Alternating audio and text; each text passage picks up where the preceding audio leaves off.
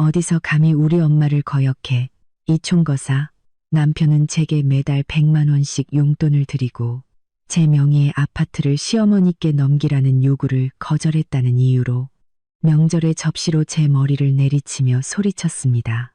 저는 조용히 일어나 말했습니다. 넌 내가 무슨 짓을 했는지 상상도 못할 거야. 그 말에 모두의 얼굴이 하얗게 질렸습니다. 이야기를 시작하기 전에 좋아요와 구독을 부탁드립니다. 감사합니다. 편안하게 들어주세요. 서연은 발치에 깨진 접시를 내려다보며 뺨을 타고 흐르는 따뜻한 피를 느꼈습니다.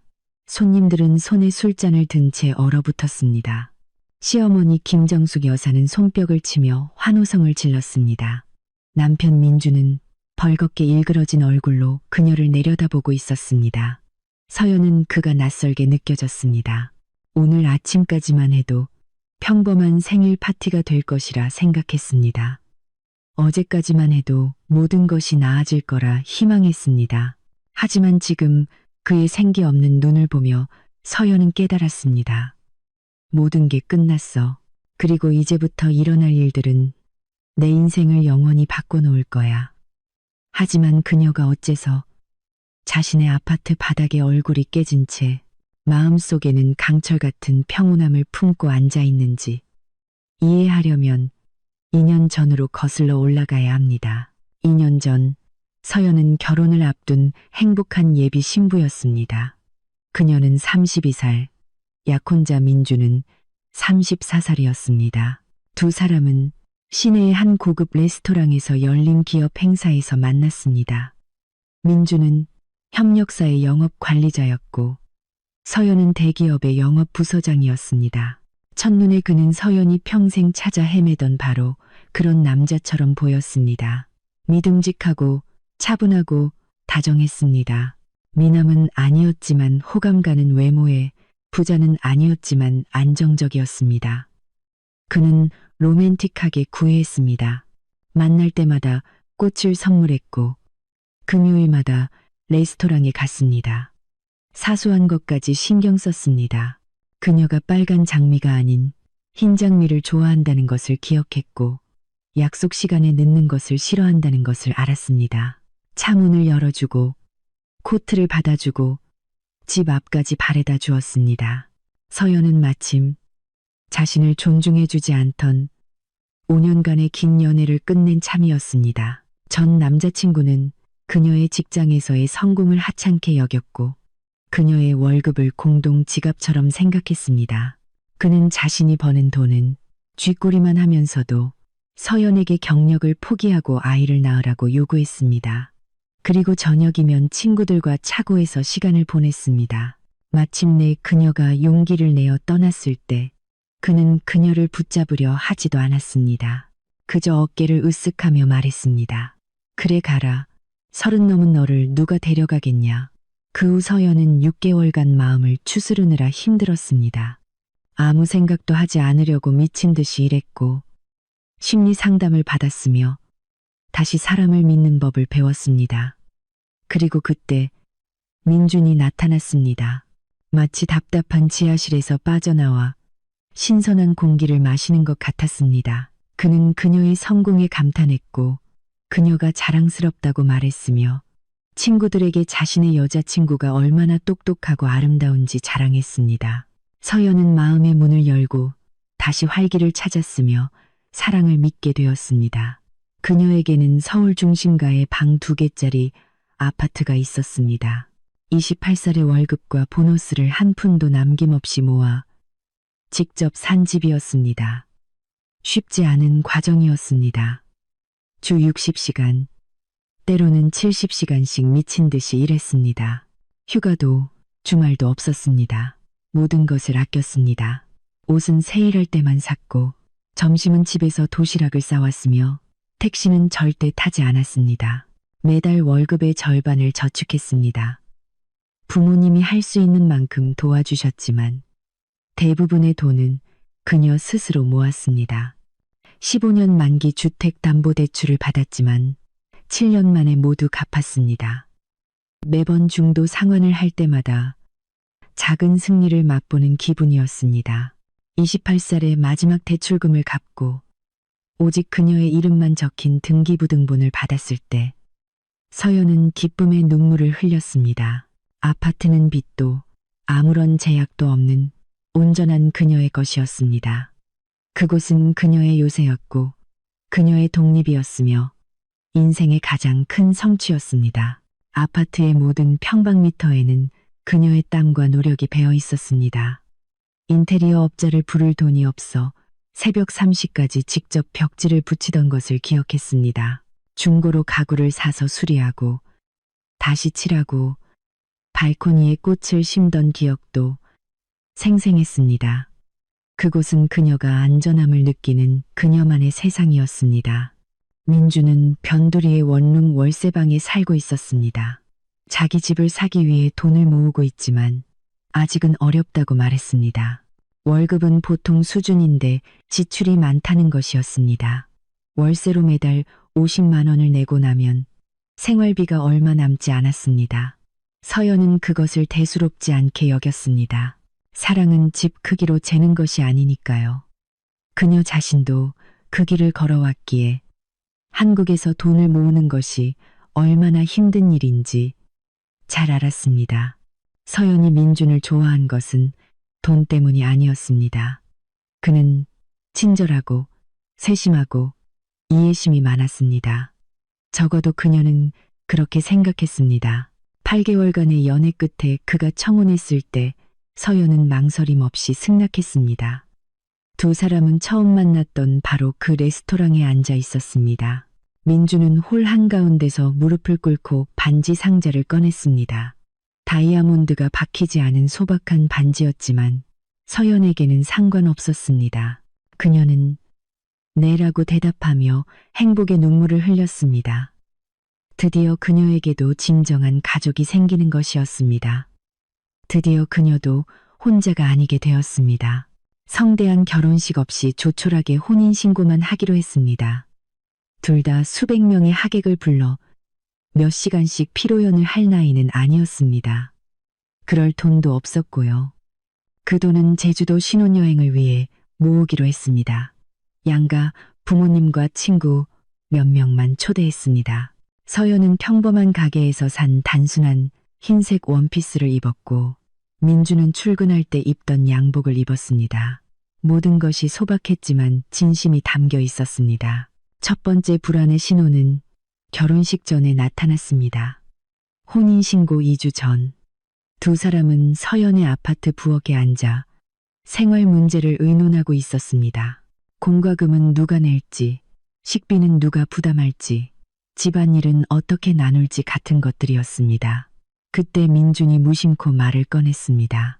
서연아, 혹시 이 아파트 우리 공동 명의로 하는 건 생각해봤어? 그래야 나도 여기서 진짜 내 집처럼 느낄 수 있을 것 같아서. 내 집에 얹혀 사는 것 같아 좀 그렇잖아. 서연은 그가 농담하는 줄 알고 웃었습니다. 민준 씨, 이건 내 혼전 재산이야. 법적으로 결혼 후에도 내 소유로 남아. 하지만 당신은 나와 함께 여기서 살 거잖아. 여긴 우리 집이야. 민주는 고개를 끄덕이며 미소 지었지만 서연은 그의 눈에서 스쳐 지나가는 무언가를 보았습니다. 실망감 혹은 서운함의 그림자였습니다. 그녀는 애써 신경 쓰지 않으려 했습니다. 결혼 전에는 누구나 예민해지니까요. 아마 그는 얹혀 사는 사람이 아니라 온전한 집주인이라고 느끼고 싶었을 겁니다. 하지만 마음 한구석이 찜찜했습니다. 작은 가시가 심장에 박힌 것 같았습니다. 그녀는 스스로를 진정시키려 애썼습니다. 그가 강요한 것도 아니고 그냥 물어본 것뿐이잖아. 남자가 자기 집에서 당당하고 싶어하는 건 당연한 일이지. 서연은 불안한 생각들을 떨쳐버리고 결혼 준비를 계속했습니다. 결혼식은 따뜻한 9월의 어느 날 가까운 사람들만 모인 채 조촐하게 치러졌습니다. 서연의 부모님은 부산에서 올라오셨습니다. 어머니 오미경 여사는 전직 교사였고 아버지 이진석 씨는 예비역 장군이셨습니다.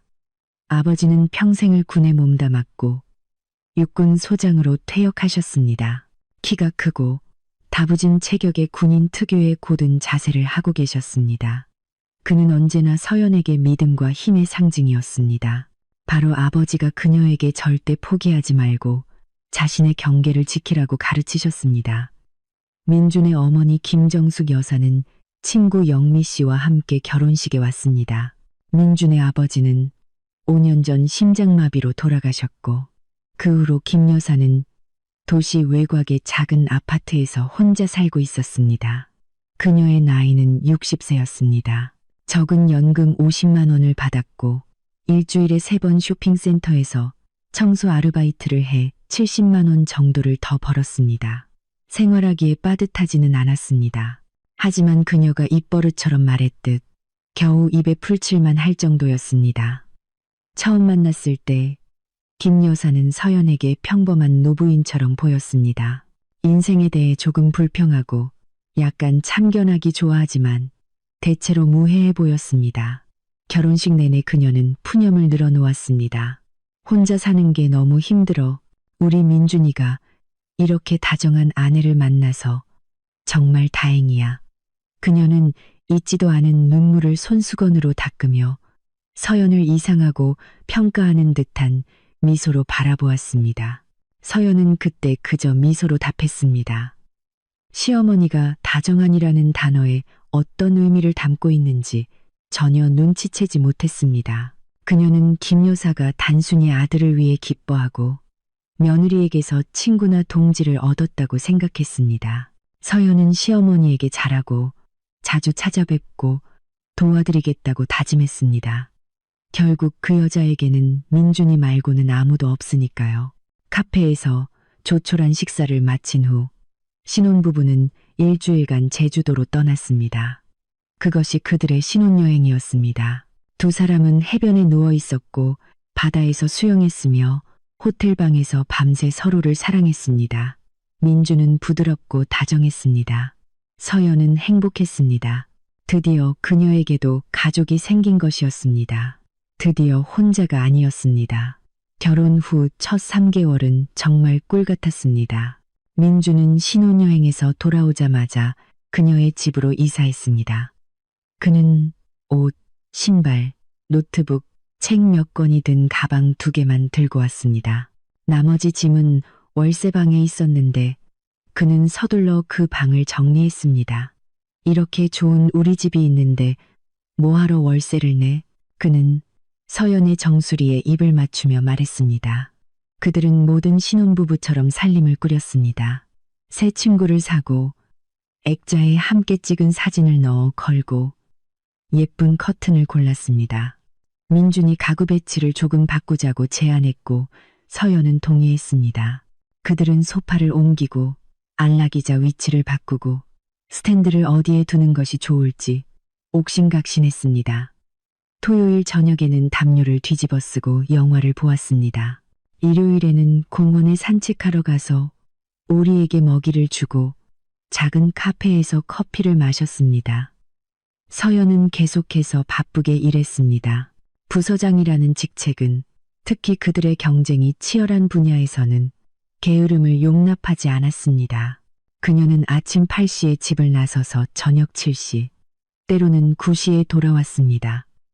민준도 늦게까지 일했지만 그의 스케줄은 좀 더 유연했습니다. 때로는 그가 먼저 와서 오는 길에 조리된 음식, 예를 들어 통닭구이, 샐러드, 피자 등을 사오기도 했습니다. 때로는 서연이 마트에 들러 반조리 식품을 사와서 집에서 간단히 조리했습니다. 매일 제대로 된 저녁 식사를 준비할 시간도 의욕도 없었습니다. 둘 다 일했고 둘 다 피곤했습니다. 그것은 정상적으로 보였습니다. 서연의 월급은 민준보다 2배 가까이 많았습니다. 그녀는 세후 500만 원을, 그는 300만 원을 벌었습니다. 민준은 이 점에 대해 열등감을 느끼는 것 같지 않았습니다. 그들은 식비와 공과금을 똑같이 부담하기로 합의했습니다. 서연은 그것이 그에게 조금 부담스럽다는 것을 알고 있었습니다. 월급의 절반이 공동 생활비로 나갔습니다. 개인적인 용도로 쓸 돈은 150만 원 정도 남았습니다. 하지만 민주는 불평하지 않았습니다. 곧 승진해서 월급이 오를 것이라고 말했습니다. 결혼 한 달 후, 김 여사가 집에 찾아오기 시작했습니다.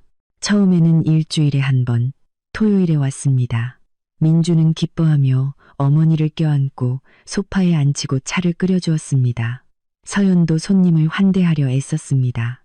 케이크를 사고 상을 차리고 건강은 어떠신지 여쭈었습니다. 김 여사는 서너 시간 동안 앉아 자신의 일과를 이야기하고 연금, 이웃 건강에 대해 불평하다가 돌아갔습니다. 기본적으로 서연은 이것이 정상적이라고 생각했습니다. 어머니가 아들을 그리워하고 더 자주 보고 싶어 하는 것이니까요. 별일 아니었습니다. 하지만 한 달 후 방문은 더 잦아졌습니다. 김 여사는 일주일에 2번 오기 시작했습니다. 그러다 격일로 나중에는 거의 매일 항상 예고 없이 찾아왔습니다. 서연이 피곤하게 퇴근하고 돌아오면 시어머니가 부엌에 앉아 있는 것을 발견하곤 했습니다. 아, 서연이 왔구나.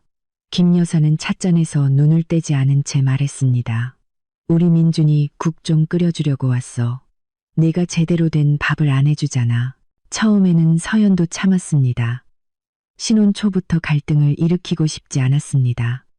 말없이 고개를 끄덕이고 샤워하고 옷을 갈아입었습니다. 하지만 짜증은 쌓여갔습니다. 김 여사는 냉장고를 열고 내용물을 불만스러운 표정으로 훑어보기 시작했습니다. 민준아, 너 왜 이렇게 말랐니? 그녀는 요구르트와 반조리 식품을 꺼내며 한탄했습니다. 서연아, 얘야, 너는 정말 요리를 안 하는구나. 남자는 잘 먹여야 해. 일하는 사람인데 힘이 필요하잖아. 서연은 저녁 7시, 때로는 9시까지 일했습니다. 매일 된장찌개를 끓이고 불고기를 만들 시간도 의욕도 없었습니다. 그녀는 남편보다 더 많이 벌었고 그와 동등하게, 아니 그 이상으로 가정을 부양하고 있었습니다. 민주는 음식에 대해 불평하지 않았고 주는 대로 다 잘 먹었습니다. 하지만 김 여사에게는 그것이 범죄처럼 보였습니다. 우리 때는 아내들이 다람쥐 쳇바퀴 돌듯이 바빴어. 집안은 풍족했고 남편 배는 든든했지.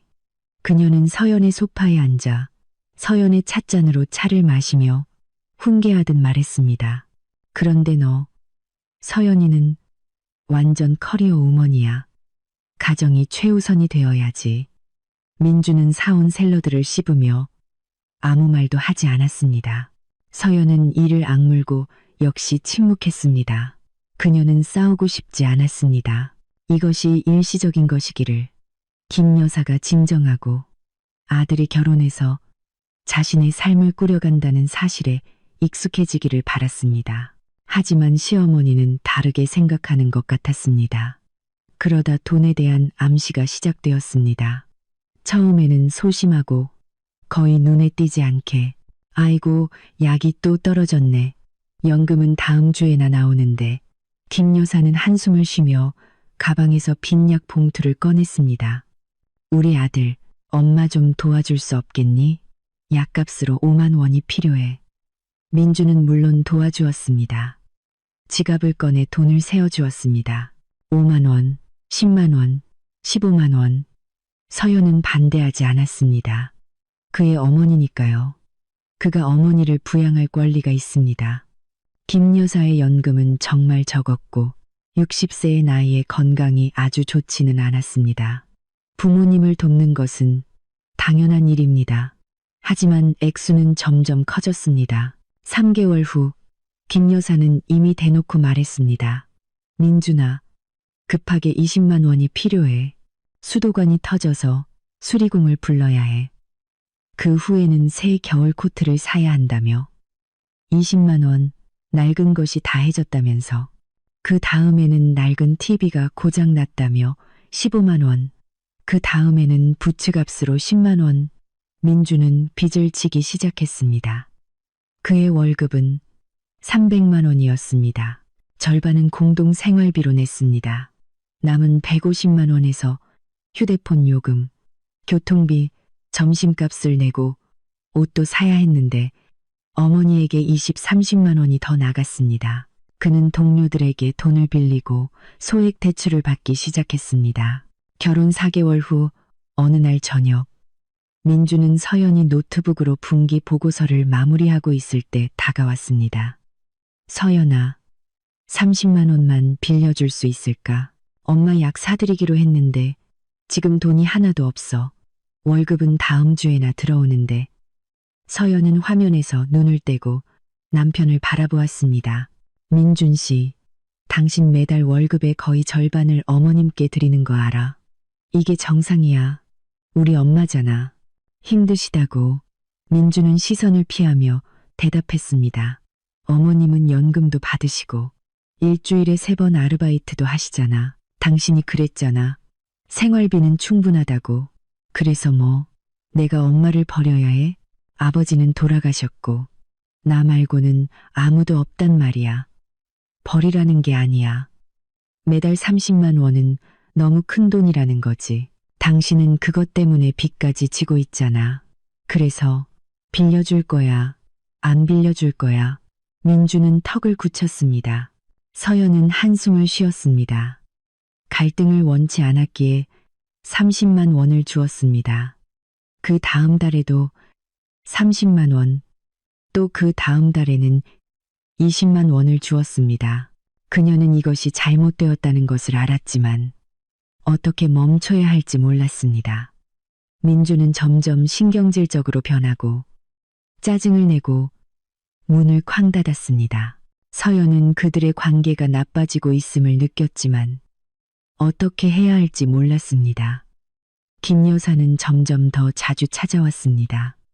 방문할 때마다 돈 이야기로 끝났습니다. 민준아, 수리비가 필요해. 민준아, 신발이 찢어졌어. 민준아, 공과금이 올랐어. 매번 민주는 돈을 주었습니다. 그리고 결혼 6개월 후, 김 여사는 그녀의 가장 큰 요구를 내놓았습니다. 토요일 오후였습니다. 민주는 회사에 있었습니다. 중요한 고객과의 미팅이 있었습니다. 서연은 헬스클럽에서 돌아와 샤워를 하고 소파에 누워 책을 읽을 계획이었습니다. 하지만 아파트 문을 열었을 때 부엌에 김 여사가 있는 것을 발견했습니다. 시어머니는 식탁에 앉아 차를 마시고 과자를 먹고 있었습니다. 서연아, 우리 얘기 좀 하자. 김 여사가 말을 시작하자 서연은 경계했습니다. 그녀의 목소리에는 이전에는 없던 강철 같은 음색이 섞여 있었습니다. 어떻게 부드럽게 말해야 할지 오랫동안 고민했어.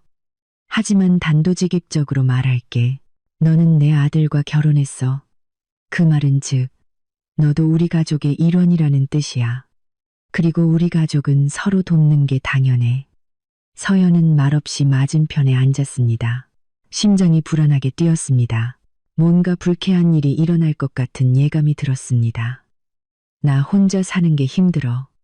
김 여사는 차를 한 모금 마시며 말을 이었습니다. 연금은 적고 건강도 예전 같지 않아.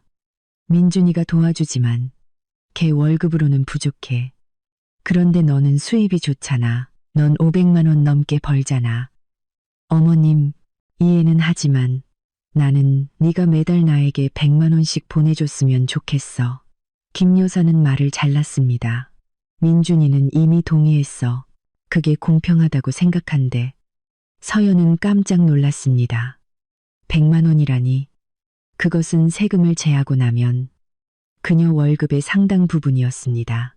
그래, 너한테는 아깝지 않잖아. 시어머니는 서연의 당황한 표정을 보며 말을 이었습니다. 너는 월급도 많고 내 집도 있잖아. 대출금 갚는 것도 아니고 월세를 내는 것도 아니고 너는 부자야. 나는 겨우 입에 풀칠하며 사는데. 어머님, 그건 새우 제 월급의 거의 3분의 1이에요. 저도 공과금, 식비, 옷, 화장품 같은 지출이 있어요. 화장품? 김 여사는 코웃음을 쳤다. 그렇구나. 내 자신을 꾸미는 데는 돈을 쓰면서 시어머니는 굶어 죽든 말든 상관없다는 거네. 그런 뜻이 아니에요. 그냥 100만 원은 너무 큰 돈이라는 거죠. 너한테는 큰 돈이겠지만 나한테는 평범한 삶이야. 내가 1억만 원을 달라는 것도 아니잖아. 겨우 100만 원이야. 민준이가 네가 동의할 거라고 했어. 네가 착하니까. 서연은 속에서 분노가 끓어오르는 것을 느꼈습니다. 민준이 그녀와 상의도 없이 이 문제를 어머니와 논의하고 심지어 묻지도 않고 서연의 돈을 약속했다니 생각해 봐야겠어요. 서연은 차갑게 말했습니다. 그리고 민준 씨와도 얘기해 봐야겠고요. 생각할 게 뭐 있어? 김 여사는 목소리를 높였습니다. 제대로 된 며느리는 생각하지 않고 바로 돕는 거야. 영민의 며느리 좀 봐. 황금 같은 애야.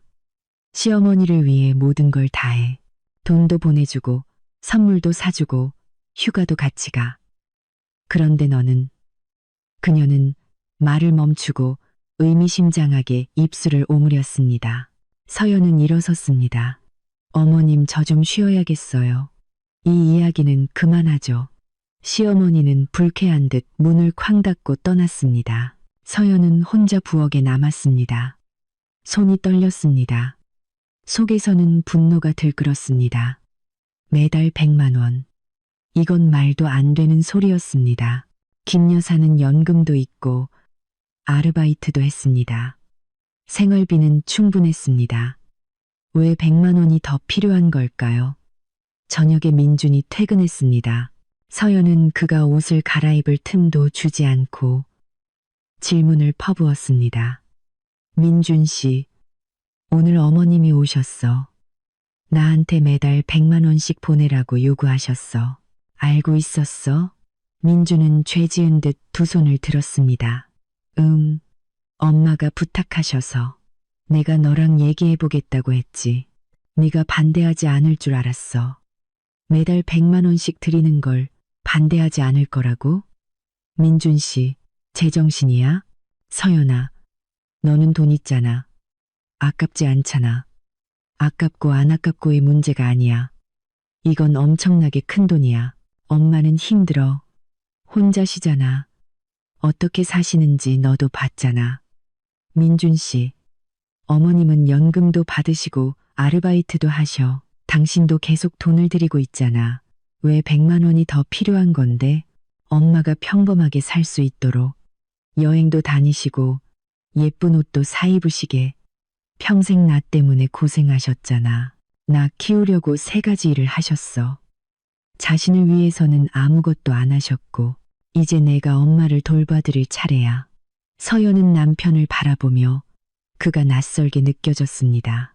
그녀가 결혼했던 그 매력적이고 이해심 많은 남자는 어디로 간 걸까요? 알았어. 그녀는 한숨을 쉬었다. 그럼 이렇게 하자. 내가 매달 20만 원씩 드릴게. 어머님이 더 나은 아르바이트를 구하시거나 당신이 승진할 때까지 임시로. 20만 원? 서연아, 그건 푼돈이야. 푼돈이 아니야. 충분히 큰 도움이야. 더 드리고 싶으면 당신이 직접 드려. 그들은 싸웠습니다. 민주는 문을 쾅 닫고 어머니 집으로 가버렸습니다. 다음 날 아침 어둡고 말없이 돌아왔습니다. 서연은 밤새 잠을 이루지 못했습니다. 그녀는 처음으로 자신의 결혼에 대해 의심하기 시작했습니다. 그때부터 서연은 김 여사에게 매달 20만 원씩 송금하기 시작했습니다.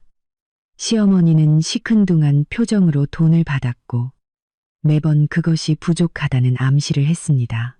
20만 원이라 뭐 없는 것보다는 낫지.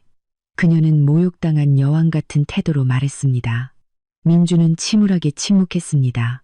집안의 분위기는 점점 더 무거워졌습니다.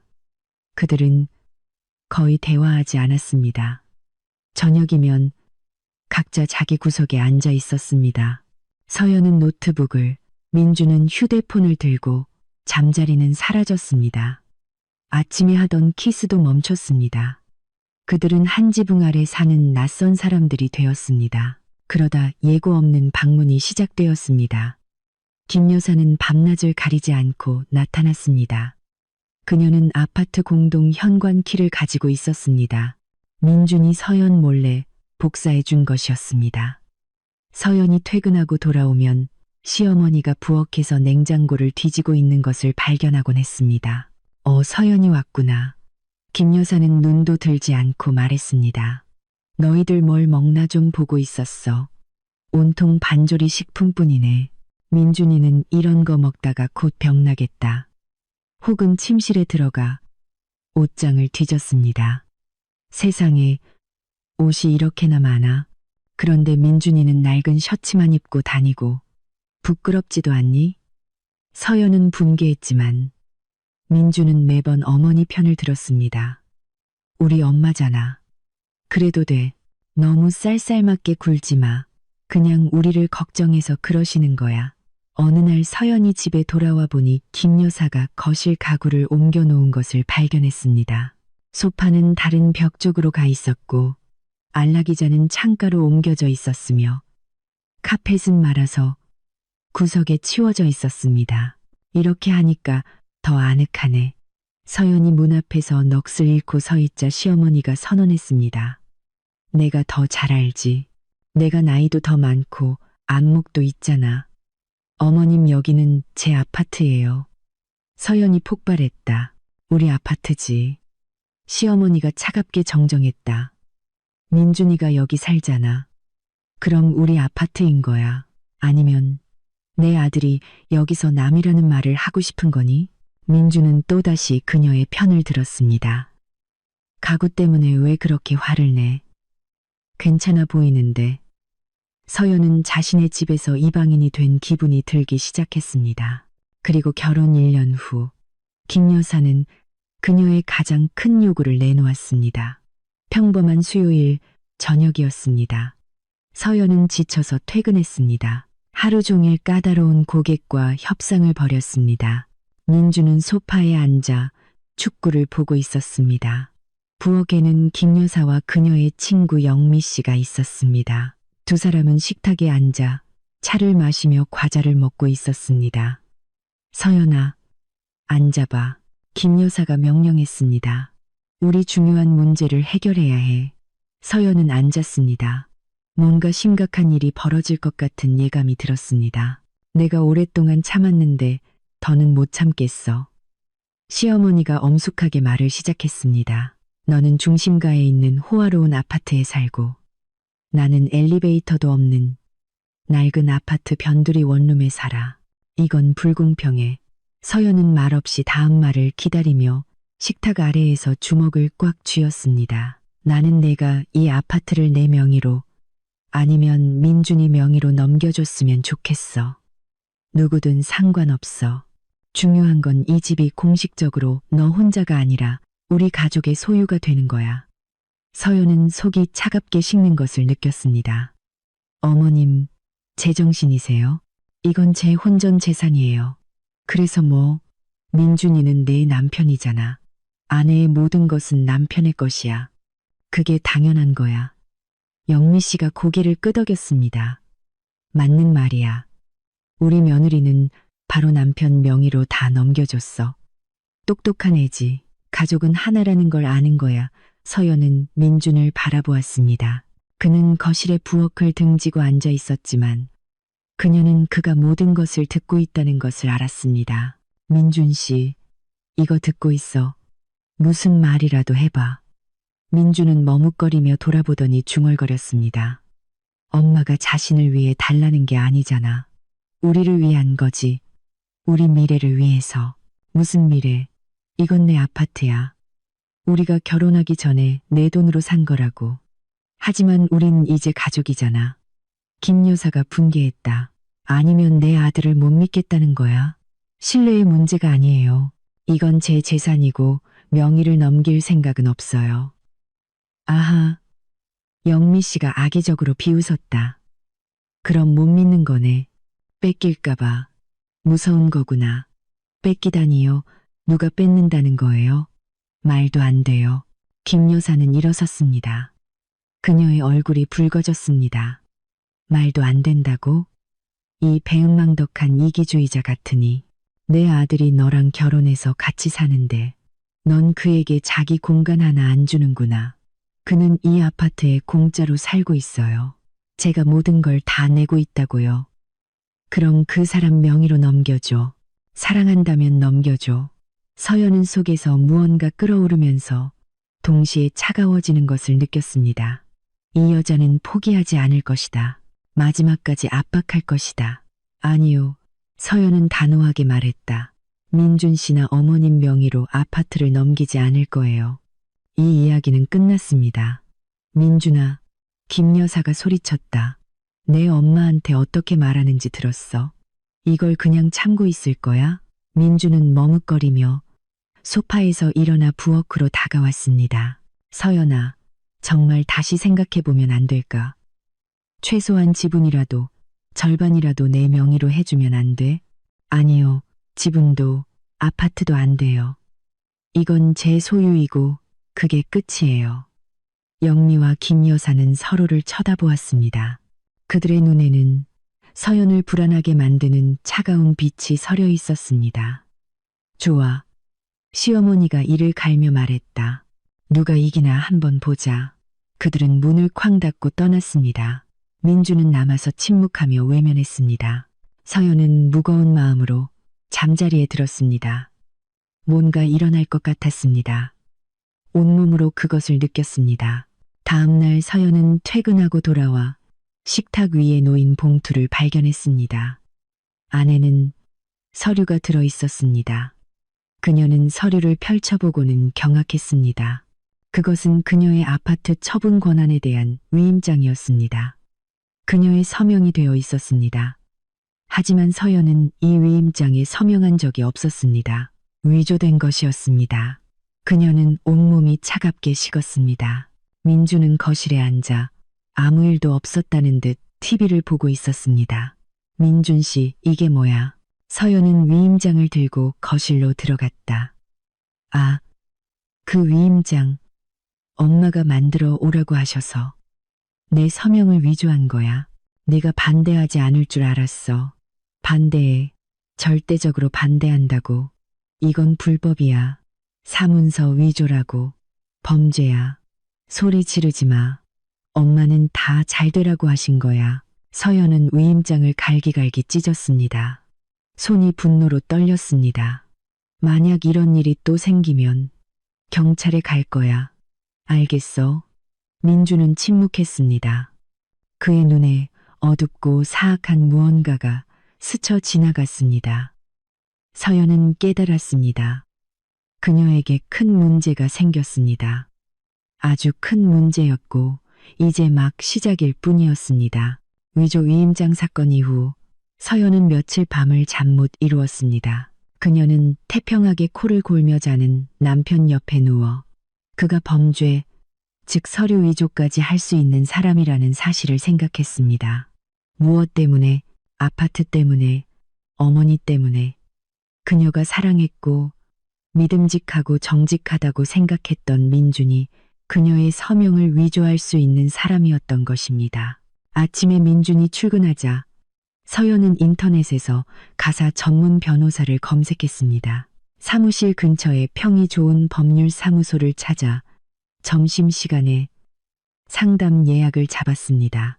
변호사는 50대 여성인 최지혜 씨로 질러보이 커스튬을 입고 날카로운 눈빛을 가진 엄격한 인상이었습니다. 그녀는 서연의 이야기를 말없이 들으며 가끔 고개를 끄덕이고 메모장에 무언가를 적었습니다. 이서연 씨, 당신의 아파트는 혼전 재산입니다. 서연이 이야기를 마치자 최 변호사가 말했습니다. 법적으로 그 아파트는 오직 당신의 소유입니다. 민법 제830조가 이를 명확히 규정하고 있습니다. 이혼하더라도 남편은 그 아파트에 대한 권리가 없습니다. 단 1제곱센티미터도요. 아시겠어요? 단 1제곱센티미터도. 서연은 안도의 한숨을 내쉬었습니다. 그러니까 우리가 헤어지더라도 아파트는 제 것이라는 말씀이시죠? 물론입니다. 하지만 한 가지 중요한 점이 있습니다. 최 변호사는 안경을 벗고 서연의 눈을 똑바로 쳐다보았습니다. 만약 당신이 자발적으로든 압박에 못 이겨서든 남편에게 아파트 명의를 이전한다면 당신은 그 아파트를 잃게 됩니다. 그리고 나중에 어떤 것도 증명하기가 거의 불가능할 겁니다. 당신이 직접 선물했고 직접 명의를 이전했다고 말할 테니까요. 하지만 저는 명의를 이전할 생각이 없어요. 당신 남편이 이미 위조하려 했던 위임장은요. 서연은 오싹해졌습니다. 그가 다시 시도할 수 있다고 생각하세요? 모르겠습니다. 하지만 한 번 그런 짓을 한 사람은 두 번째는 더 쉽게 할 수 있습니다. 한 번 선을 넘은 사람들은요. 제가 어떻게 해야 할까요?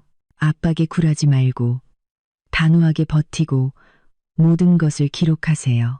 만약 그들이 계속 위협한다면 대화를 녹음하고 증인을 확보하고 이혼에 대비해 서류를 모으세요. 왜냐하면 이서연 씨, 솔직히 말씀드리자면 당신의 상황은 건강하지 않고 앞으로 더 악화될 겁니다. 서연은 무거운 마음으로 변호사 사무실을 나왔지만 동시에 확고한 결심을 했습니다. 아파트는 절대 내주지 않아. 절대로. 이건 내 거야. 내가 직접 번 거라고. 집에 돌아온 그녀는 휴대폰의 녹음 기능을 켜고 거실의 눈에 잘 띄는 곳에 두었습니다. 민준이 그것을 보고 물었습니다. 그건 왜? 업무용 음성 메모를 녹음하려고. 서연이 거짓말을 했습니다. 그는 어깨를 으쓱하고 더 이상 관심을 보이지 않았습니다. 그리고 일주일 후 김 여사가 다시 찾아왔습니다. 이번에는 대규모 사절단을 이끌고 왔습니다. 그녀와 함께 친구 영미, 그리고 민준의 고모인 박진숙과 그의 아버지 사촌인 최 여사가 있었습니다. 그들은 마치 재판관처럼 소파와 안락의자의 자리를 잡았습니다. 서연은 퇴근하고 돌아와 그 모임을 보고 문 앞에서 얼어붙었습니다. 서연아, 앉아라. 김 여사가 명령했습니다. 우리는 가족끼리 좋게 이야기하려고 모였어. 서연은 말없이 문 옆 의자에 앉았습니다. 민주는 부엌에 서서 문틀에 기댄 채 바닥을 보고 있었습니다. 얘야, 잘 들어봐. 50대 중반의 뚱뚱하고 머리를 붉게 염색한 고모 박진숙이 말을 시작했다. 우리가 다 같이 의논해봤는데 이거 좀 아니야. 넌 민준이가 자기 집이라고 생각하는 아파트에 살면서 정작 걔는 거기서 아무것도 아니잖아. 그건 옳지 않아. 남자는 집주인처럼 느껴야 한다고. 우리 때는 말이야. 영미가 말을 받았다. 아내들이 모든 걸 남편 명의로 했어. 그게 옳았고 그게 정직한 거였어. 내 손녀 사위 좀 봐. 마른 체형의 시큰둥한 표정에 최 여사가 끼어들었다. 남편은 일도 안 하고 집에만 있는데 아파트는 그 사람 명의야. 그게 맞는 거야. 왜냐면 남자는 남자고 가장이니까. 서연은 이 말도 안 되는 소리를 들으며 자신의 귀를 의심했습니다. 죄송하지만 제 아파트에 대해 왜들 그렇게 신경 쓰시는 거죠? 왜라니? 김 여사가 분개했다. 우리는 가족이잖아. 민준이 걱정돼서 그러는 거야. 내가 걔를 무시하는 거야. 저는 그를 무시하지 않아요. 그는 여기서 저와 동등하게 모든 것을 누리며 살고 있어요. 하지만 아파트 명의가 그 사람 앞으로 되어 있지 않잖아. 진숙이 고집했다. 그건 옳지 않아. 최소한 절반이라도 명의를 이전해야 해. 저는 누구에게도 아무것도 빚진 게 없어요. 이건 제 혼전 재산이에요. 거봐요. 김 여사는 동지들을 둘러보며 말했다. 내가 그랬잖아요. 욕심 많고 이기적이고 자기 생각만 한다고.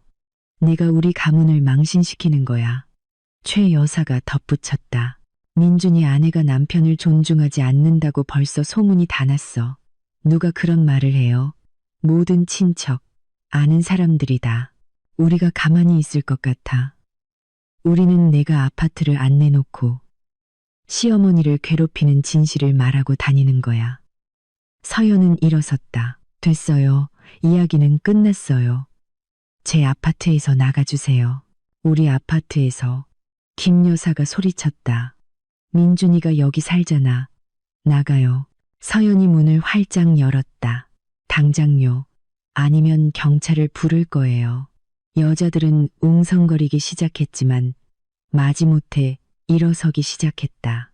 진숙은 어른에 대한 존경심이 없다며 중얼거렸다. 영민은 고개를 저었다. 최 여사는 뻔뻔한 젊은 것들이라며 짐거렸다. 김 여사는 문 앞에서 멈춰서서 서연의 얼굴에 대고 씹새거렸다. 너 후회하게 될 거야. 모두가 떠난 후 서연은 민준에게 돌아섰다. 당신, 저들이 여기서 이런 난장판을 벌이도록 내버려뒀어. 그냥 이야기하고 싶었던 것뿐이야. 그들은 내게 내 아파트를 내놓으라고 요구했어. 내놓으라는 게 아니라 내 명의로 이전하라는 거였지. 나는 내 남편이잖아. 그리고 당신은 내가 그래야 한다고 생각해? 민주는 잠시 침묵했다. 그게 옳다고 생각해. 서연은 속에서 무언가 부서지는 것을 느꼈다. 오늘 어머니 댁으로 가. 당장. 뭐? 가라고. 나 생각할 시간이 필요해. 민주는 문을 쾅 닫고 떠났다. 서연은 혼자 남았다. 소파에 앉아 울었다. 이 모든 시간 동안 처음으로 자기 연민 때문이 아니라 서러움, 실망감 때문에 그녀는 이 결혼을 굳게 믿었고 가정을 꾸리기를 간절히 바랐는데 얻은 것이 무엇인가? 마마보이 남편과 그녀의 모든 것을 빨아먹으려는 흡혈귀 시어머니. 다음 날 직장에서 서연은 민준이 일하는 협력사 인사과 직원으로부터 이상한 이메일을 받았다. 서연 씨, 제가 관여할 일은 아니지만 당신 남편이 동료들과 변호사를 통해 당신의 아파트 재산 분할 소송을 준비하고 있다는 이야기를 들었습니다. 근거가 있다고 하더군요. 조심하세요. 익명으로 보내는 점 양해 바랍니다. 서연은 이메일을 3번이나 다시 읽었다. 그렇다면 그는 이미 상담을 받고 있었다. 어머니가 그냥 압박하는 게 아니었다. 그들은 전쟁을 준비하고 있었다. 그녀는 다시 최지의 변호사를 찾아가 이메일을 보여주었다. 서연 씨, 만약 남편이 재산 분할 소송을 제기한다면 그는 패소할 겁니다. 변호사가 안심시켰다. 그에게는 근거가 없어요. 아파트는 혼전 재산이고 당신들은 공동 자금으로 그 가치를 높이는 데 투자하지 않았습니다. 수리도 없었고요. 그는 그냥 거기서 살았을 뿐입니다. 그것만으로는 소유권을 주장할 수 없습니다. 하지만 그가 뭔가 꾸며낼 수도 있잖아요. 예를 들어 자기 돈으로 수리를 했다거나 가구를 샀다고 주장할 수도 있습니다. 그렇지 않다는 증거가 있나요? 가구는 모두 제 것이고 결혼 전에 산 거예요. 수리는 전혀 없었고요. 그럼 걱정할 것 없습니다. 하지만 만일을 대비해서 서류를 모으세요. 가구 영수증이 남아있다면 챙기시고 당신이 공과금을 냈다는 것을 증명하는 은행 거래 내역서도요. 그가 투자하지 않았다는 것을 증명할 수 있는 모든 것을요. 서연은 집에 돌아와 서류를 모으기 시작했다. 민주는 늦은 저녁에 돌아왔다. 그들은 대화하지 않았고 각방을 썼다. 그는 소파에서, 그녀는 문을 잠근 침실에서. 하지만 김 여사는 가만히 있지 않았다. 그녀는 서연에 대한 본격적인 비방 캠페인을 시작했다. 민준의 모든 친척에게 전화를 걸어 어떤 며느리가 들어왔는지 이야기했다. 욕심 많고 무정하고 시어머니를 괴롭힌다고. 일주일 후 서연은 길에서 우연히 민준의 사촌인 재민을 만났다. 슈퍼마켓 앞에서 마주쳤다. 재민은 그녀를 이상한 경멸의 눈초리로 쳐다보고는 인사도 없이 지나갔다. 재민 씨, 서연이 그를 불렀다. 그는 멈춰서서 돌아보았다. 왜요? 왜 인사 안 해요? 내가 왜 노인을 괴롭히는 사람이랑 인사를 해야 하죠? 뭐라고요? 무슨 말씀이세요? 김 여사님이 다 말씀하셨어요. 당신이 어떻게 그분을 아파트에서 쫓아냈는지, 도움을 거절했는지, 민준이 형을 어떻게 무시하는지. 당신이랑 말 섞고 싶지 않아요. 그는 돌아서서 가버렸다. 서연은 길 한가운데 서서 손을 떨었다. 김 여사가 모든 친척들을 동원해 그녀를 나쁜 사람으로 만들고 있었다. 사악하고 욕심 많은 며느리의 이미지를 만들고 있었다. 다음 가족 모임, 민준이 고모의 생일이라며 서연을 억지로 끌고 간 그 자리에서 그녀는 그것을 온전히 느꼈다. 모두가 그녀를 곁눈질로 쳐다보고 등 뒤에서 수근거렸다. 누군가는 그녀가 지나갈 때 저 여자야라고 크게 말했다. 아파트는 안 내놓고 시어머니를 괴롭힌대. 이기주의자. 다른 사람이 맞장구 쳤다. 우리 때는 저런 일 없었어. 민주는 침묵했다. 옆에 서서 다른 곳을 쳐다보며 그녀를 변호하지 않았다. 서연은 깨달았다. 그는 그들 편이었다. 그는 그들의 말에 동의하고 있었다. 그녀는 그 파티에서 1시간을 버티고 떠났다. 민주는 그녀를 붙잡으려 하지도 않았다. 집에 돌아온 서연은 진지하게 이혼을 고민했다. 결혼한 지 1년 2개월이 지났다. 그녀는 일하고 돈 벌고 집을 꾸려나갔는데 남편은 그녀를 거의 감추지 못하는 적대감으로 바라보는 낯선 사람이 되어 있었다. 그의 어머니는 그녀를 왕따로 만들었다. 친척들은 그녀를 괴물로 여겼다. 하지만 이혼은 패배를 인정하는 것이었다. 가정에 대한 꿈의 끝이었다. 서연은 망설였다. 어쩌면 아직 모든 것이 나아질 수 있을까? 어쩌면 민준이 정신을 차릴까? 그는 정신을 차리지 않았다. 반년 후 결혼한 지 1년 반이 되었을 때 김 여사가 다시 찾아왔다. 이번에는 양복을 입은 어떤 남자를 데리고 왔다. 서연아, 인사해. 시어머니가 승리에 찬 목소리로 말했다. 이분은 이강민 씨, 부동산 감정평가사야. 지금 내 아파트를 감정평가할 거야. 왜요? 서연이 당황해서 물었다. 민준이가 재산 분할 소송을 제기해서 감정평가가 필요하거든. 민준이가 재산 분할 소송을 냈다고요? 서연은 구석에 서 있는 남편을 바라보았다. 그게 사실이야. 민주는 눈을 마주치지 않고 고개를 끄덕였다. 엄마가 그게 옳다고 하셨어. 나도 절반을 받을 권리가 있다고. 당신은 아무 권리도 없어.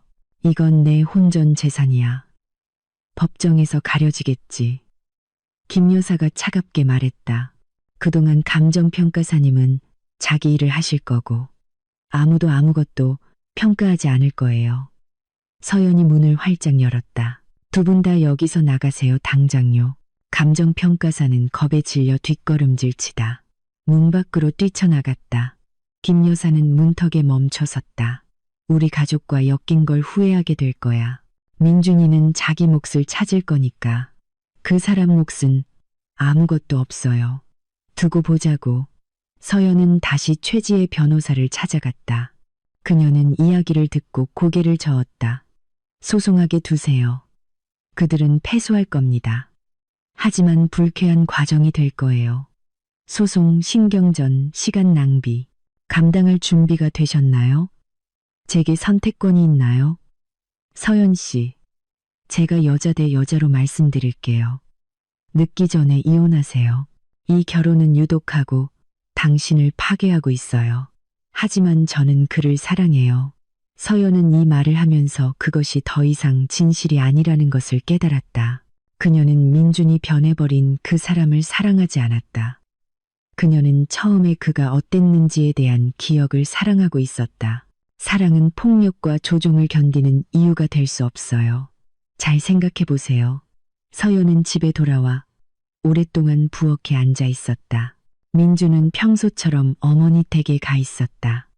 그는 요즘 집보다 그곳에서 더 많은 시간을 보냈다. 잠만 자러 들어왔다. 그들의 관계는 죽어 있었다. 대화도, 함께 식사도, 영화 감상도, 사랑도 없었다. 한 지붕 아래 사는 낯선 사람들이었다. 왜 이 관계를 계속 끌어야 할까? 하지만 서연은 여전히 망설였다. 그녀의 어떤 부분은 아직 기적을 바라고 있었다. 그리고 2월이 왔다. 민준의 35번째 생일이었다. 김 여사는 파티를 열어야 한다고 고집했다. 큰 상을 차리고 손님들을 많이 부르고 친척들을 초대해야 한다고. 저는 이 파티를 열고 싶지 않아요. 서연은 민준이 어머니의 계획을 전했을 때 말했다. 우리 사이도 안 좋은데 왜 행복한 척해야 하죠? 내 생일이잖아. 나를 위해 최소한 이것만이라도 해줄 수 없어? 마지막으로 부탁하는 거야.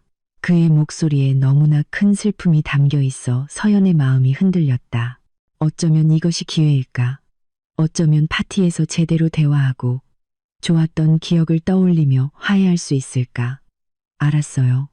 그녀가 동의했다. 하지만 어머님이 소란 피우지 않으신다는 조건 하에요. 안 그러실 거야. 약속해. 그는 거짓말을 했다. 서연은 토요일 하루 종일 준비에 매달렸다.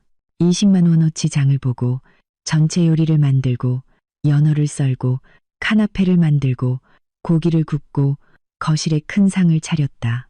비싼 제과점에서 케이크를 사고 꽃병에 꽃을 꽂았다. 모든 것이 아름답기를 바랐다. 민준이 그녀가 노력하고 있고 그를 사랑하거나 사랑하려고 애쓰고 있다는 것을 알아주기를 바랐다. 김 여사는 영미 씨와 함께 파티 시작 2시간 전에 나타나자마자 지시를 내리기 시작했다.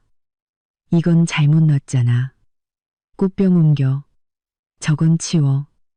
와인은 어디 있어? 왜 와인이 없어? 케이크는? 무슨 케이크야? 내가 생크림 케이크라고 했잖아. 이게 아니고. 서연은 이를 악물고 침묵했다. 참아. 오늘은 파티 날이야. 망치지 마. 손님들은 저녁 7시쯤 모이기 시작했다. 서연의 부모님도 부산에서 오셨다. 예비역 장군인 아버지 이진석 씨는 즉시 상황을 파악했다. 시어머니가 자기 딸에게 명령하는 모습, 민준이 옆에 서서 개입하지 않는 모습을 보았다. 아버지는 서연에게 다가와 조용히 물었다. 괜찮은 거냐? 네, 아빠. 괜찮아요. 그는 믿지 못하는 눈치였지만 더 이상 묻지 않았다. 민준의 고모들, 사촌들, 지인들 모두가 서연을 비난하는 눈초리로 쳐다봤다. 김 여사가 이미 모두에게 자신의 버전을 이야기한 것이 분명했다. 서연은 그들의 시선을 느끼고 등 뒤에서 들려오는 속삭임을 들었다. 파티가 시작되었다. 건배, 축하, 웃음소리. 김 여사는 여왕처럼 상석에 앉아 있었다. 민주는 그녀 옆에 앉아 환하게 웃고 있었다. 서연은 부모님 옆 식탁의 다른 쪽 끝에 앉아 있었다. 자신의 집, 자신의 파티에서 이방인이 된 기분이었다. 그리고 암시가 시작되었다. 처음에는 조심스럽게, 그러다 점점 더 노골적으로. 우리 며느리는 황금이야. 영미 씨가 모두를 향해 크게 말했다. 시어머니한테 아파트도 돈도 다 줬어. 어른을 공경해야 한다는 걸 아는 거지. 맞아. 진숙이 고개를 끄덕였다. 젊은이들은 나중에 다 가질 수 있어. 지금은 어른들이 우선이어야지. 김 여사는 의미심장하게 서연을 쳐다보았다. 그래, 이해하는 며느리도 있고 자기 생각만 하는 며느리도 있지. 서연은 식탁 아래에서 주먹을 꽉 쥐었다. 어머니가 그녀의 어깨에 손을 얹어 진정시켰다. 아버지는 긴장하며 몸을 굳게 폈다. 서연은 속에서 압박감이 커지는 것을 느꼈다. 그때 김 여사가 술잔을 들고 일어섰다.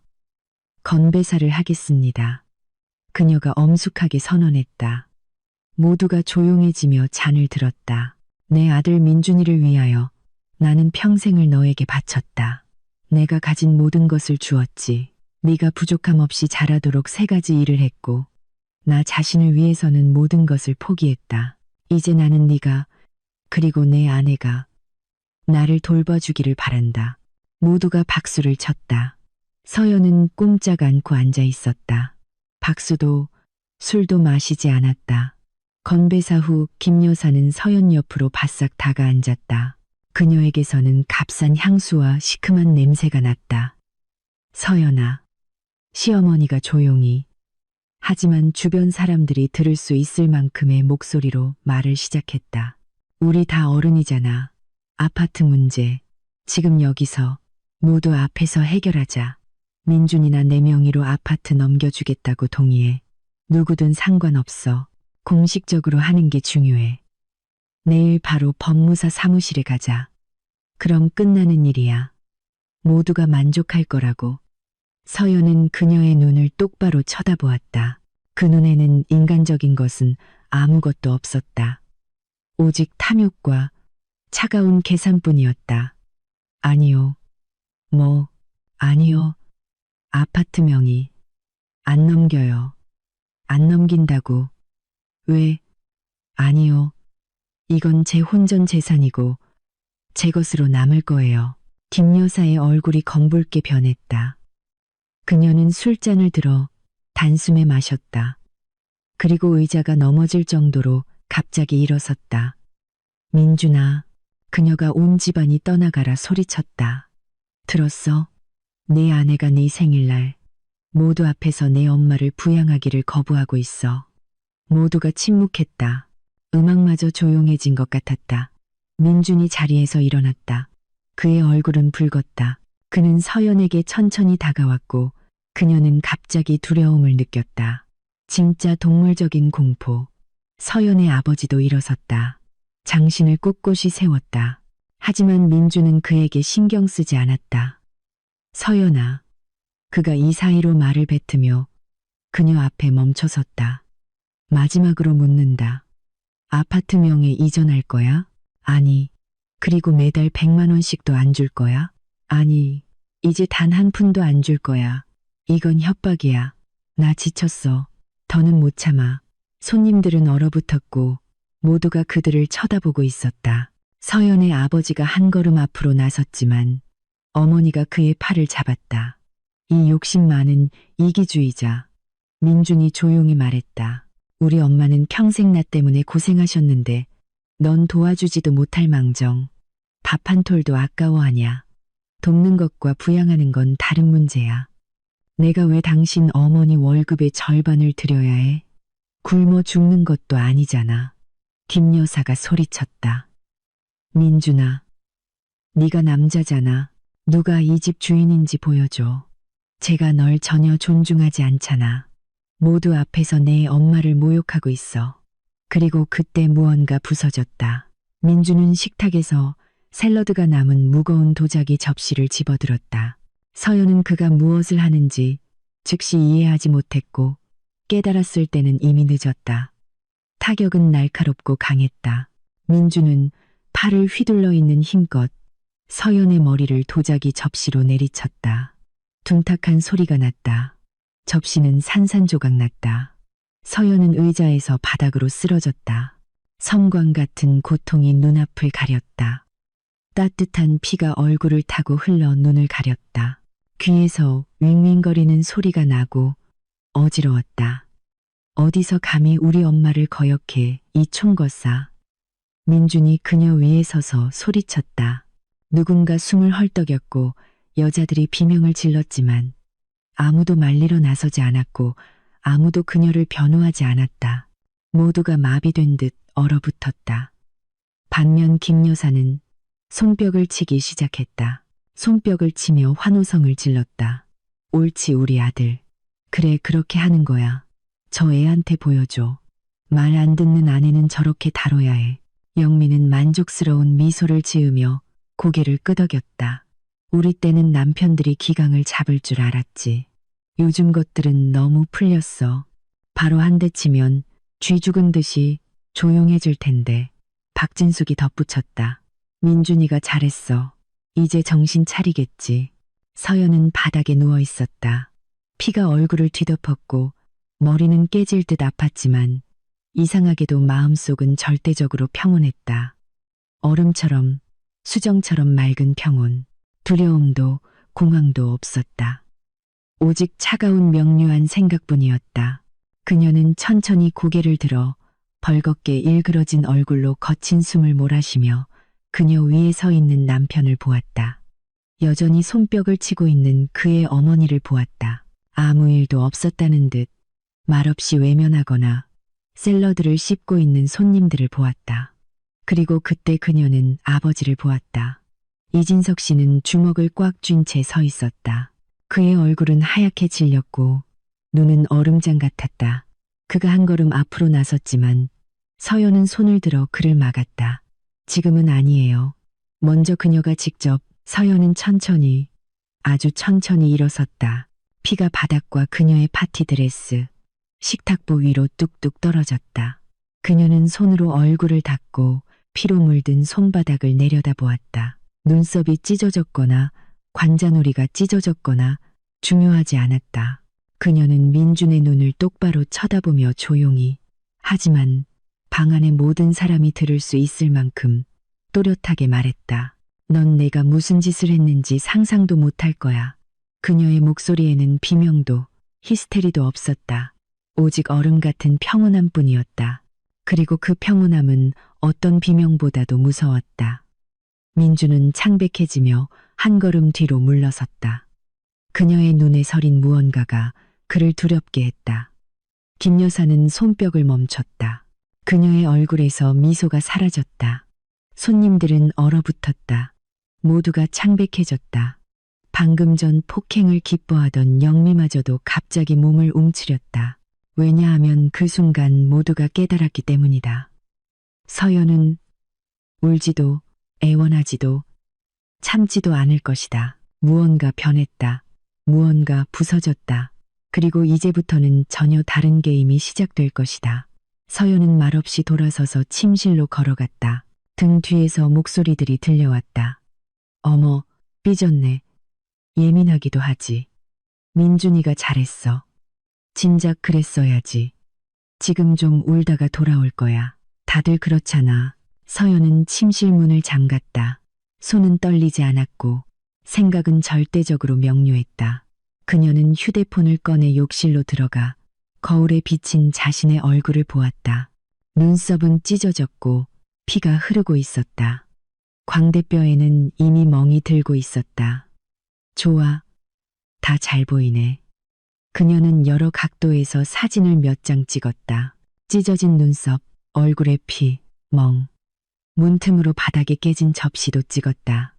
모든 것이 기록되었다. 증거는 수집되었다. 그런 다음 그녀는 옷장을 열고 스포츠 가방을 꺼냈다. 빠르고 정확하고 체계적으로 짐을 싸기 시작했다. 서류들, 신분증, 혼인관계 증명서, 아파트 등기부 등본, 아파트 관련 모든 서류, 은행카드, 노트북, 충전기, 갈아입을 옷, 필수품만 담은 화장품 파우치, 비상금으로 숨겨둔 현금 300만 원. 또 뭐가 있더라? 중요한 파일이 담긴 USB. 전부 다. 그녀는 침대에 앉아 112에 전화를 걸었다. 응답을 기다렸다. 경찰입니다. 말씀하세요. 남편에게 폭행당했습니다. 출동이 필요합니다. 목소리는 히스테리 없이 차분했다. 주소를 말씀해 주세요. 서연은 주소를 말하고 전화를 끊었다. 119에 전화를 걸었다. 119입니다. 말씀하세요.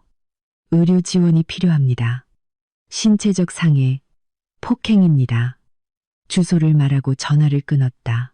그런 다음 그녀는 변호사인 최지혜 씨에게 전화를 걸었다. 그녀는 바로 받지 않았다. 토요일, 늦은 저녁, 주말이었다. 여보세요. 최 변호사님. 저 이서연입니다. 아파트 문제로 찾아갔던 것 기억하시나요? 네. 물론 기억합니다. 무슨 일 있으세요? 오늘 사건이 있었습니다. 남편이 증인들 앞에서 저를 폭행했습니다. 접시로 머리를 쳤어요. 경찰과 119를 불렀습니다. 내일 아침에 긴급 상담이 필요합니다. 가능할까요? 변호사의 목소리는 전문적으로 차분해졌다. 이서연 씨, 내일 오전 9시에 기다리겠습니다. 지금 가장 중요한 것은 모든 것을 공식적으로 기록하는 것입니다. 경찰, 구급대, 진술서, 사진은 찍으셨나요? 네, 몇 장 찍었습니다. 잘하셨습니다. 어떤 회유에도 넘어가지 마시고 화해에 동의하지 마세요. 이것은 형사범죄입니다. 내일 모든 것을 논의합시다. 감사합니다. 서연은 전화를 끊고 침대에 앉아 찢어진 눈썹에 수건을 댔다. 피가 조금씩 솟고 있었다. 문 밖에서는 웅성거리는 소리가 들렸다. 파티는 계속되고 있었다. 민준이 큰 소리로 무언가 말하며 웃었다. 누군가 이야기를 하고 있었다. 아무도 그녀가 어떤지 보러 오지 않았고 아무도 문을 두드리지 않았다. 하지만 그녀는 아버지가 문 밖에 있다는 것을 알았다. 그의 존재를 느꼈다. 그는 기다리고 있었고 그의 차례가 올 것이었다. 20분 후 문에서 날카롭고 집요한 벨 소리가 울렸다. 서연은 침실에서 나왔다. 손님들은 조용해지며 그녀를 쳐다보았다. 그녀는 아무도 쳐다보지 않고 문으로 걸어가 열었다. 문 앞에는 40대 남성과 젊은 여성 경찰관 2명이 서 있었다. 신고하셨습니까? 나이 든 경찰관이 물었다. 네, 들어오세요. 민준이 자리에서 벌떡 일어났다. 무슨 경찰이야? 서연아, 너 지금 뭐 하는 거야? 서연은 그를 쳐다보았다. 폭행으로 신고했습니다. 김 여사가 비명을 질렀다. 무슨 폭행? 민준이가 널 좀 진정시킨 것뿐이야. 네가 잘못했잖아. 남자를 자극했잖아. 경찰관이 손을 들었다. 아주머니, 조용히 하세요. 업무에 방해됩니다. 그는 서연에게 돌아섰다.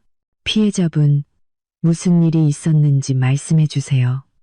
서연은 차분하고 명료하게 감정 없이 이야기했다. 남편이 아파트 명의를 이전하라고 요구했고 그녀가 거절하자 그가 접시를 집어들어 머리를 쳤다고. 접시가 어떻게 깨졌고 그의 어머니가 어떻게 손뼉을 치며 잘했다고 소리쳤는지도 증인들은 여기 있습니다. 서연이 식탁에 앉은 손님들을 가리키며 말했다. 모두가 봤습니다. 경찰관들은 기록을 시작했다. 민주는 창백해졌다. 서연아, 설마 이건 그냥 부부싸움이잖아. 집안일이라고. 이건 집안일이 아니야. 서연이 차갑게 대답했다. 이건 형법 제260조에 해당하는 폭행죄, 형사범죄야. 다시 문벨이 울렸다. 서연이 문을 열자 구급대원이 와 있었다. 50대 여성 구급대원이 들어와 서연을 살폈다. 눈썹 열상, 두부 연조직 타박상, 혈종. 그녀는 진료 기록지에 적으며 말했다. 내일 아침에 바로 응급실에 가서 상해 진단서를 받으세요. 재판이 중요합니다. 갈 거예요. 서연이 고개를 끄덕였다. 구급대원은 상처를 소독하고 반창고를 붙여준 뒤 진단서 발급 의뢰서를 써주었다. 경찰관들은 조서를 작성하며 증인들을 신문했다. 민준의 고모들은 경찰관과 눈을 마주치지 않으려 애쓰며 뭔가 불분명하게 중얼거렸다. 글쎄요. 저희는 정확히 못 봤어요. 음악이 시끄러워서 아마 혼자 넘어졌을 수도 있고요. 영민은 접시에 코를 박고 침묵했다. 김 여사는 소리쳤다. 이건 다 거짓말이에요. 민준이는 얘를 안 때렸어요. 혼자 넘어진 거예요. 다 꾸며낸 거라고요. 아들을 함정에 빠뜨리려는 거예요. 경찰관이 건조하게 말했다. 아주머니, 증인들이 있고 응급처치 기록이 있고 열상과 혈종이 있습니다. 깨진 접시 조각도 있고요. 아주머니의 진술은 기록했지만 물리적 증거와 모순됩니다. 민준에게는 그에 대한 행정처분, 경우에 따라서는 상해 정도에 따라 형사사건으로 입건될 수 있다고 설명했다. 벌금은 50만 원에서 300만 원 또는 최대 15일의 구류에 처해질 수 있으며 이는 법원의 판단에 따를 것이라고 했다. 민주는 몸을 떨었다. 그의 얼굴은 붉은색에서 잿빛으로 변했다. 나는 그러려고 한 게 아니야. 그냥 욱했어. 걔가 날 자극했어. 그 이야기는 조사받을 때 하세요. 경찰관이 잘라 말했다. 손님들은 인사도 눈길도 주지 않고 조용히 재빨리 흩어지기 시작했다. 고모들은 가방을 챙겨 문으로 잽싸게 빠져나갔다. 사촌들은 순식간에 사라졌다. 영미와 진숙은 김 여사에게 작별 인사도 없이 떠났다. 파티는 끝났다. 거의 모든 사람이 떠나고 서연과 그녀의 부모님, 민준, 김 여사, 그리고 조서 작성을 마무리하는 경찰관들만 남았을 때 서연의 아버지가 앞으로 나섰다. 이진석 씨는 그동안 계속 침묵했다. 벽에 기대어 팔짱을 낀 채 딸이 폭행당하는 모습, 시어머니가 손뼉치는 모습, 손님들이 샐러드를 씹는 모습, 경찰이 조서를 작성하는 모습을 지켜보기만 했다. 침묵했다. 하지만 서연은 알았다. 그는 모든 얼굴, 모든 말을 기억하고 있었다. 그리고 이제 그가 움직였다.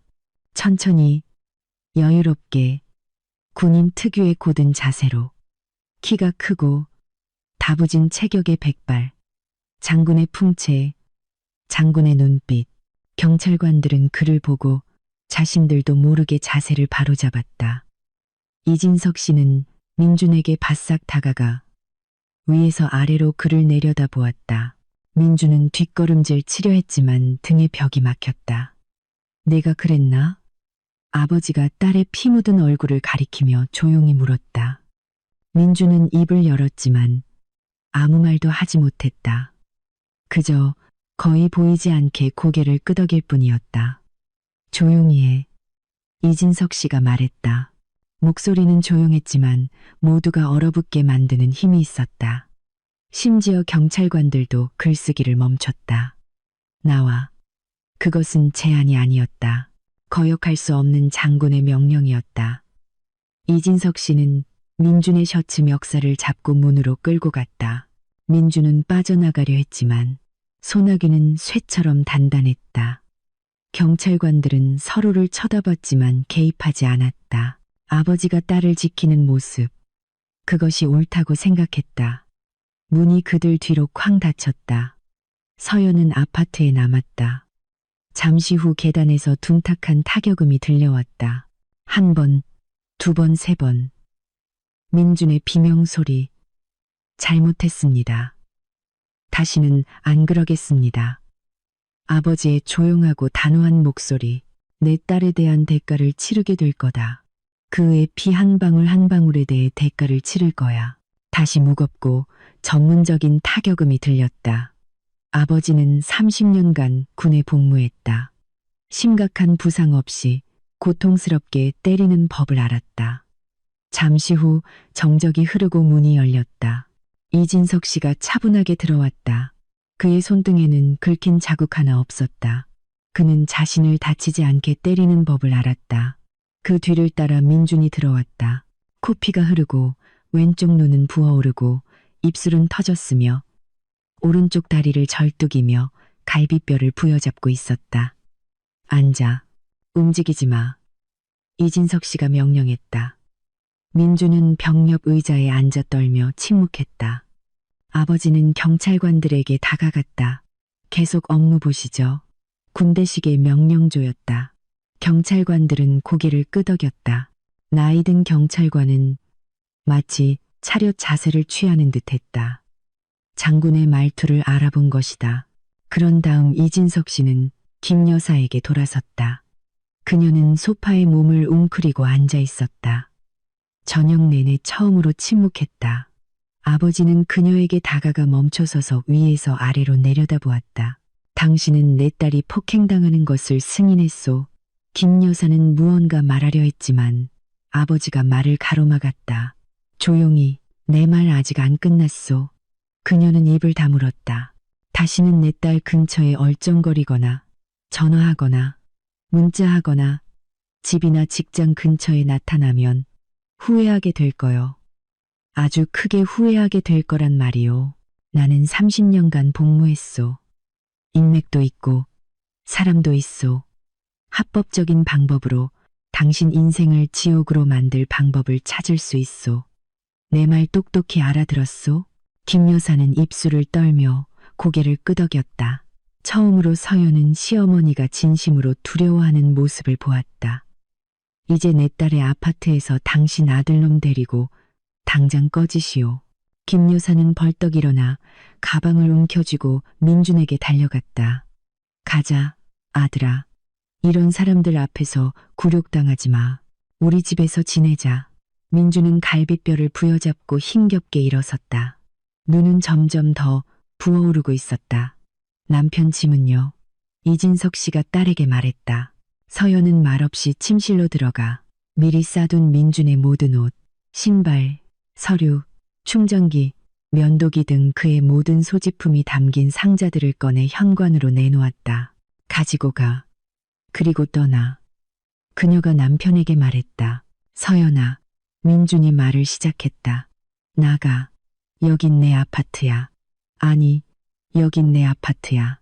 내 혼전 재산이라고. 당신은 여기에 아무런 권리가 없어. 변호사와 상담했어. 내가 다시 경찰 부르기 전에 나가. 민주는 경찰관들을 쳐다보았다. 그들은 옆에 서 있었다. 그는 그녀가 농담하는 게 아니라는 것을 깨달았다. 그는 상자들을 움켜쥐었다. 김 여사는 그를 문으로 끌고 가며 푸념했다. 가자. 아들아. 가자. 여기서 할 일 없어. 저 여자는 우리에게 걸맞지 않아. 문이 쾅 닫혔다. 정적. 서연은 소파에 앉았다. 어머니가 그녀를 껴안았고 아버지가 어깨에 손을 얹었다. 경찰관들은 조서 작성을 마쳤다. 내일 경찰서에 오셔서 정식 진술을 하셔야 합니다. 나이 든 경찰관이 말했다. 그리고 응급실에도 꼭 가세요. 상해진단서는 재판에 필요합니다. 갈 거예요. 서연이 고개를 끄덕였다. 경찰관들이 떠났다. 서연과 부모님만 남았다. 딸아. 어머니가 그녀의 머리를 쓰다듬으며 조용히 말했다. 네가 아주 잘했어. 정말 잘했어. 네가 자랑스럽다. 아버지가 덧붙였다. 넌 당황하지 않고 너 자신을 지켰어. 전사처럼 행동했어. 서연은 울지 않았다. 속은 이상하게 텅 비어 있었다. 자기 연민도 분노도 없었다. 오직 한 가지 생각뿐이었다. 이제부터 전쟁이다. 그리고 내가 이긴다. 부모님은 그날 밤 묵고 가셨다. 어머니는 서연을 재우고 안정제를 주셨다. 아버지는 거실에 남아 보초를 섰다. 그가 살아있는 한 아무도 그의 딸을 해치지 못할 것이다. 아침에 서연은 응급실에 갔다. 의사는 그녀를 꼼꼼히 살피고 모든 상해를 기록했다. 길이 ECM의 눈썹 열상, 두부 연조직 타박상, 관자놀이 부위 4XOCM 크기의 혈종. 모든 것이 문서화되었고 상해 진단서를 발급받았다. 그런 다음 그녀는 변호사에게 갔다. 최지혜 변호사는 이야기를 듣고 고개를 끄덕였다. 이서연 씨, 아주 올바르게 행동하셨습니다. 이제 행동 계획입니다. 첫째, 오늘 바로 이혼 소송을 제기하세요. 둘째, 전 남편에 대한 접근 금지 가처분 신청을 요구하세요. 주거침입죄 형법 제319조에 근거합니다. 만약 그가 당신 허락 없이 들어오려 한다면 경찰을 부르세요. 셋째, 공동 계좌가 있다면 모두 차단하세요. 있어요. 공동 생활비를 모으던 체크카드요. 거기에 600만 원 정도 있어요. 즉시 인출하세요. 그건 당신 돈입니다. 당신에게 권리가 있어요.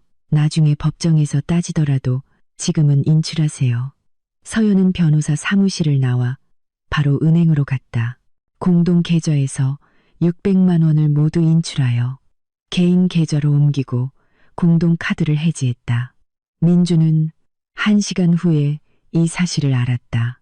다른 번호로 계속 전화를 걸고 문자를 보냈다. 내 돈 훔쳐갔어. 당장 돌려줘. 너 고소할 거야. 서연은 답장하지 않고 아는 모든 그의 번호를 차단했다. 저녁에 김 여사가 찾아와 문을 두드리며 소리쳤다. 도둑년, 내 아들 돈 내놔. 문 열어. 거기 있는 거 다 알아. 문 열라고 이 나쁜 년아. 서연은 경찰을 불렀다. 관할 경찰이 와서 공공질서 위반으로 조서를 작성했다. 아주머니, 이런 일이 반복되면 입건 조치하겠습니다. 이 여성분을 내버려 두세요. 김 여사는 서연을 온갖 욕으로 저주하며 떠났다. 다음 날 월요일, 서연은 이혼 소장을 제출했다. 사유란에 가정폭력이라고 썼다. 경찰 조서 사본, 상해진단서, 폭행사진을 첨부했다. 판사는 한 달 후로 재판 날짜를 잡았다. 서연은 또한 접근금지 가처분 신청도 했다. 민준이 자신에게 100m 이내로 접근하는 것을 금지해달라고 요구했다. 법원은 신청을 긴급하게 검토하고 인용했다.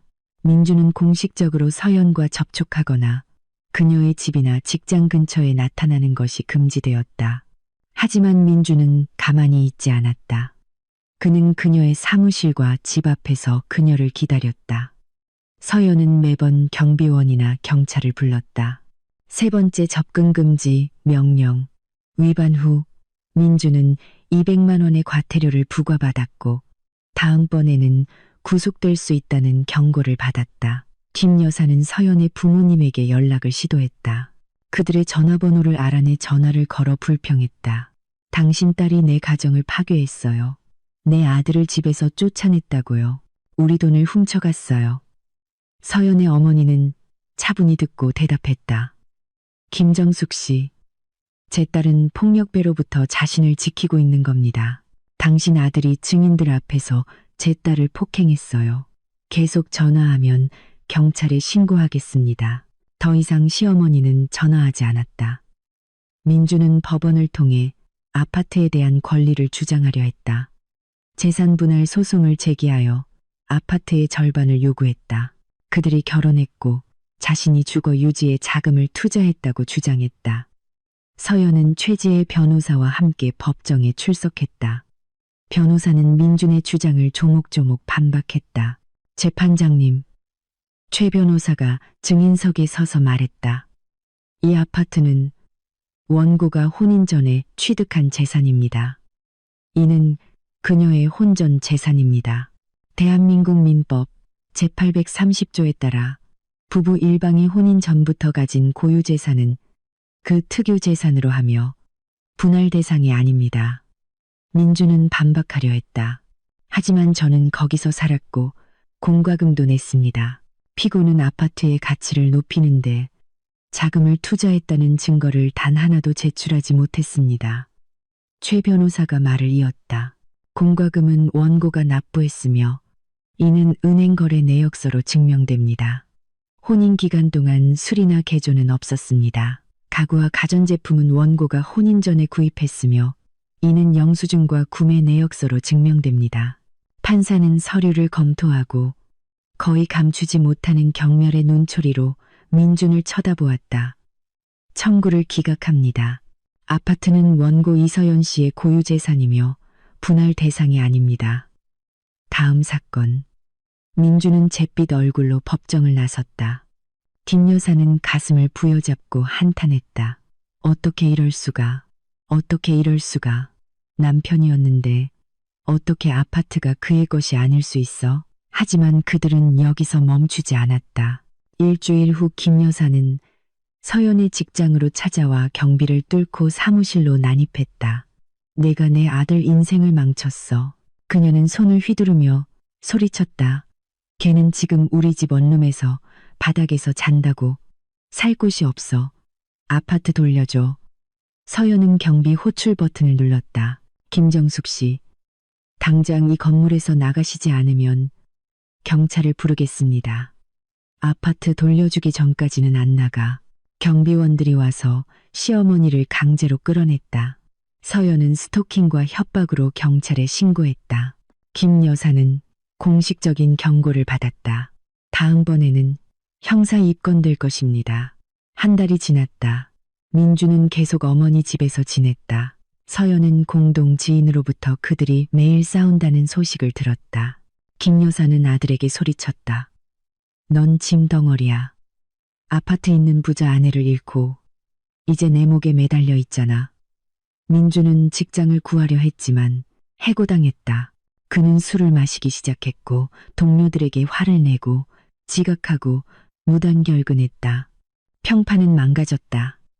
서연은 일하고 회복하고 텅 빈 아파트로 돌아왔지만 그 텅 빔은 안전하고 평온한 그녀만의 것이었다. 그녀는 간단한 인테리어를 새로 하고 거실 벽지를 바꾸고 새 소파를 사고 새 그림을 걸며 민준의 흔적을 지웠다. 새로운 인테리어 하나하나가 자유의 숨결 같았다. 2개월 후 이혼 재판이 열렸다. 판사는 서류, 경찰 조서, 상해 진단서, 폭행 사진을 검토하고 증인들의 증언을 들었다. 서연의 부모님은 폭행을 목격했다고 증언했다. 혼인을 해소한다. 판사가 선언했다. 재산은 분할하지 않는다.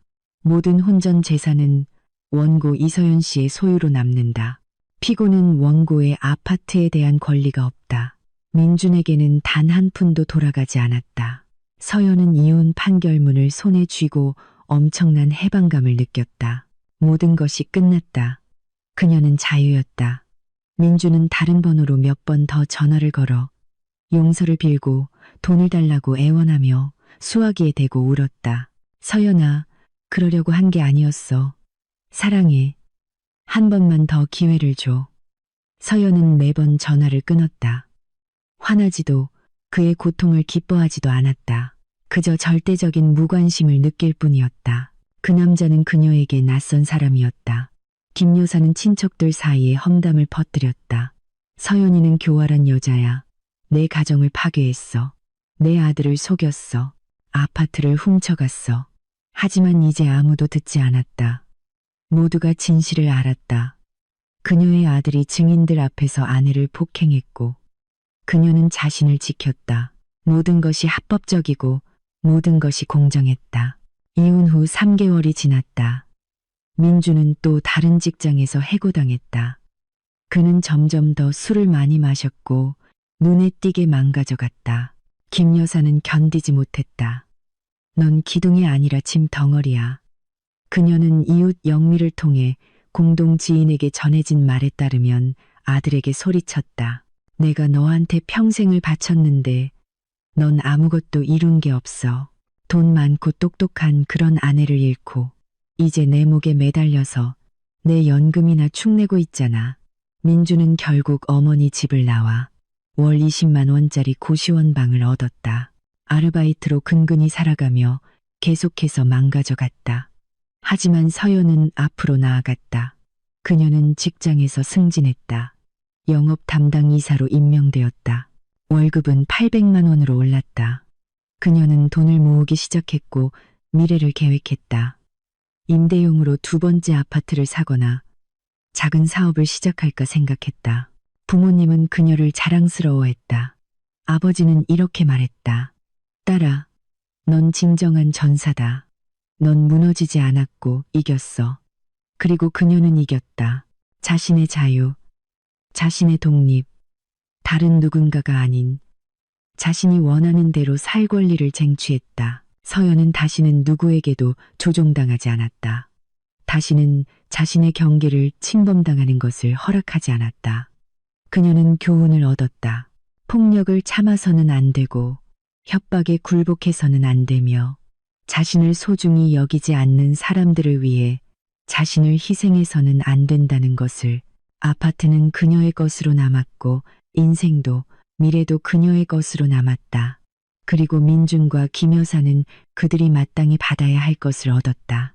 고독, 가난, 그리고 자신들의 탐욕 때문에 무엇을 잃었는지에 대한 깨달음. 때때로 저녁이면 서연은 자신의 아파트, 그녀만의 유일하고 나눌 수 없는 아파트 발코니에 앉아 있었다. 차를 마시며 도시를 바라보고 생각했다. 나는 해냈어. 나 자신을 지켰어. 나는 내 가치를 알고 다시는 누구도 나를 모욕하거나 내게 정당하게 속한 것을 빼앗도록 허락하지 않을 거야. 그녀는 이 전쟁에서 이겼고 이제 알았다. 필요하다면 그녀는 무엇이든 할 수 있다는 것을. 정말로 무엇이든.